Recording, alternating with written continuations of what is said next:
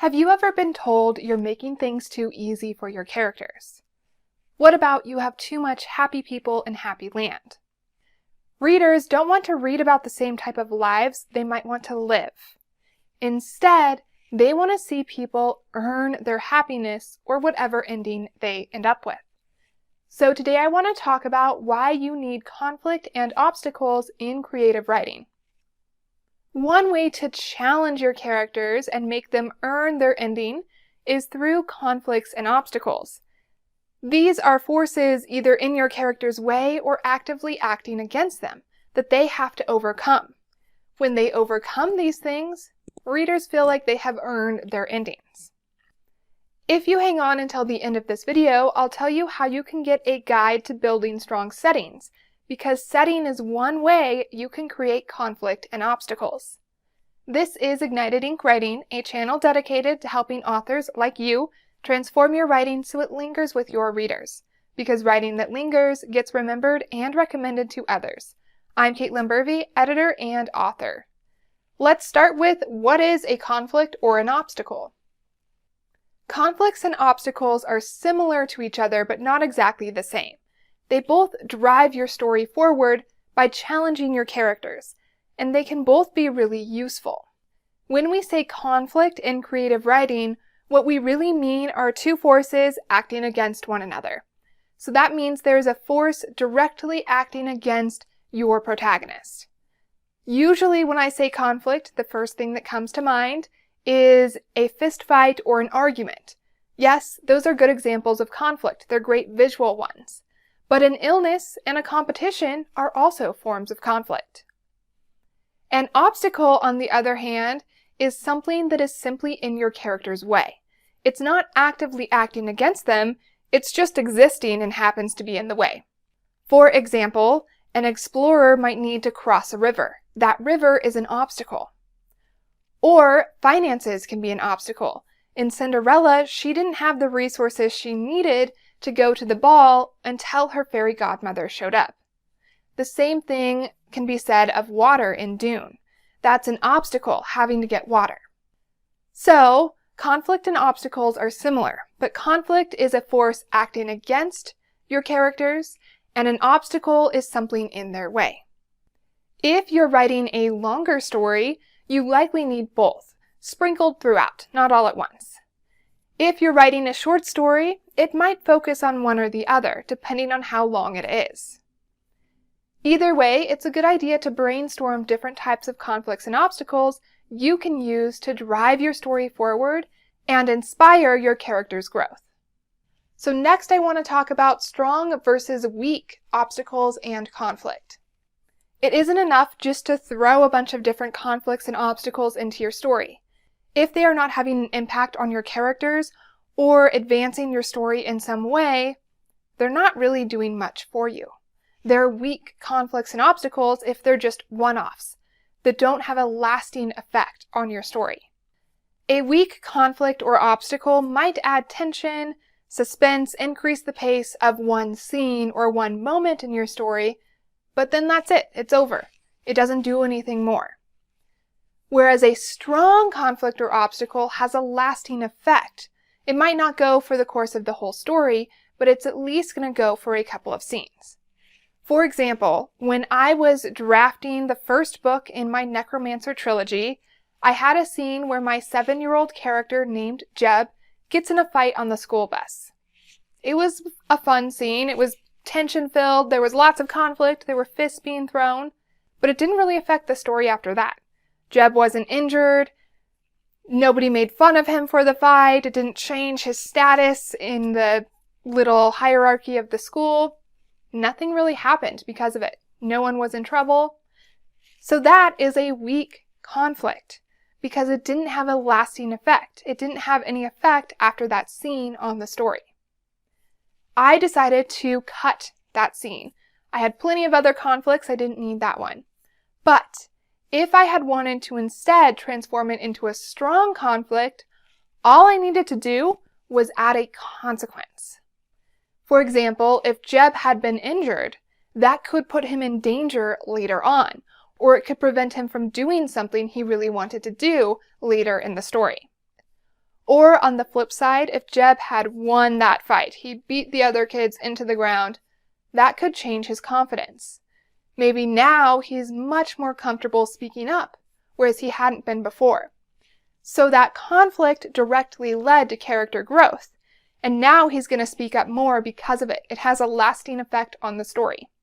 So, to make your conflicts and obstacles stronger, make sure they do have some sort of consequence, good or bad, that has a lasting effect on your story, on the characters. Just because a conflict or obstacle is small, that doesn't mean it's weak. Your conflict doesn't need to be some big school fight in order to have a lasting effect on your story. It can be as simple as stumbling. If I have a character who stumbles and they're embarrassed, that might not have a lasting effect on the story. It might have an effect on their self-esteem, so maybe it does. But if I put that stumble in context of a larger scene, it can have a much more lasting effect on the overall story. Here's what I mean. If the character who stumbles is a young woman in her first interaction with the CEO of her new company, that stumble might affect the way the CEO views her. Maybe he sees her as clumsy and not very competent anymore. So she might not get the promotion she wants. Or that small stumble, which was an obstacle or a conflict, leads to the obstacle of her CEO now thinking she's not competent. So that's the next thing she needs to overcome in the story. That's the next challenge she faced.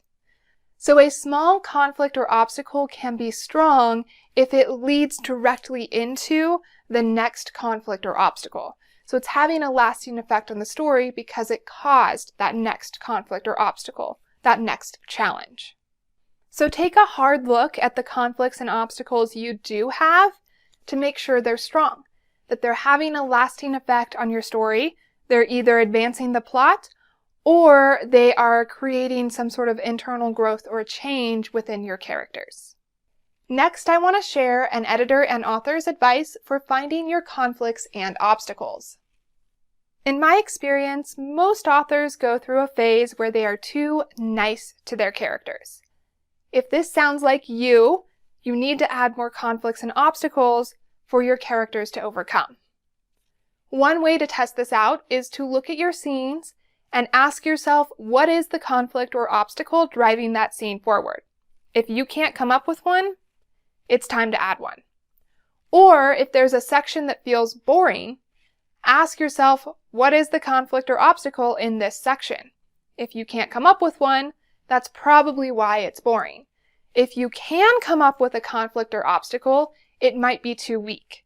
It's not having a lasting effect on the story, or it's conflict for conflict's sake, and it's not something your character actually cares about.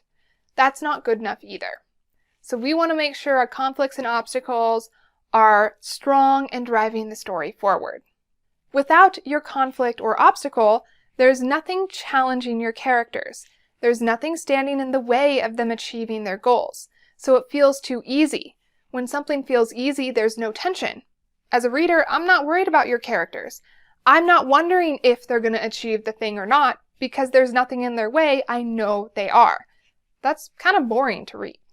So if you don't have enough conflicts and obstacles, you've been told you have too much happy people in Happy Land, I recommend you take 5 to 10 minutes and make a list. First, I want you to think of your character's motivations and fears. What are some ways you can get in the way of their motivations? How can you prevent them from getting what they want? What conflicts or obstacles could you put there? Similarly, how can you force them to face their fears? That's another conflict or obstacle, their fear. Then look at the setting. Ask yourself how you can use the setting as a conflict or obstacle. How can the setting be in your character's way or prevent them from getting what they want? If you're writing a story designed to teach a lesson, what conflicts or obstacles can demonstrate that lesson? If you're writing a story centered around a trope, what are conflicts and obstacles that have to do with that trope, that are going to really show off that trope or twist it in some interesting way? Now that you have your list, you should have plenty of ideas for ways you can add more conflict and obstacles to your story so you can keep it interesting. You make your characters earn their endings, happy or not, through challenges they have to overcome, and you are adding tension and suspense. So, what's your favorite way to add conflict to your story? What's your go-to conflict? Share it in the comments below. And for more videos on conflict, obstacles, and other aspects of writing, subscribe to Ignited Ink Writing, a channel dedicated to helping authors like you transform your writing so it lingers with your readers. Because writing that lingers gets remembered and recommended to others. I'm Caitlin Burvey, editor and author. To find out more about me, go to www.ignitedinkwriting.com. That is also where you will find the guide to building strong settings, which will help you figure out ways you can use your setting as conflict and obstacles in your story. And if you want to see how I do this, go to caitlinburvey.com, where you will find my book, When Magic Calls, a collection of modern fairy tales, and see the different ways I like to use conflict and obstacles. In particular, I like to include the setting. And now it's your turn to keep your reader engaged and make sure your characters are earning their endings by adding plenty of forces acting against your characters, conflicts, and things in their way, obstacles, to ignite your ink.